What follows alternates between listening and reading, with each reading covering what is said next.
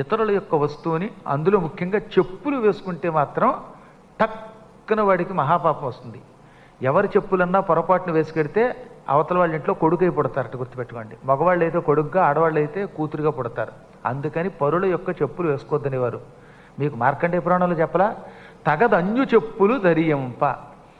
పాపాల్లో కల్లా ఎక్కువ పాపం పరుల యొక్క చెప్పులు వేసుకోవడం. అందుకే చెప్పులు ఒకే రకంగా ఉన్నప్పుడు పొరపాటున మనం ఎవరన్నా వేసుకెడితే అక్కడ మిగతా చెప్పులు వాడు వదిలిన ఆ దరిద్రం మనం పట్టుకెళ్ళకూడదు. నాకు అక్కడ చాలా భయం.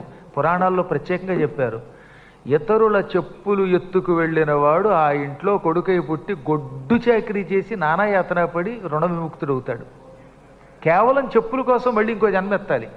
పైగా అవతల వేసుకుని వెళ్ళివాడు ఎవడో తెలియదు, అవునా? కాబట్టి ఎందుకు వచ్చింది ఇది? ఎవరు చెప్పులు వేసుకెడుతున్నావో తెలియదు కదా. అందువల్ల ఇతరుల యొక్క చెప్పులు పొరపాటును కూడా వేసుకోకూడదు.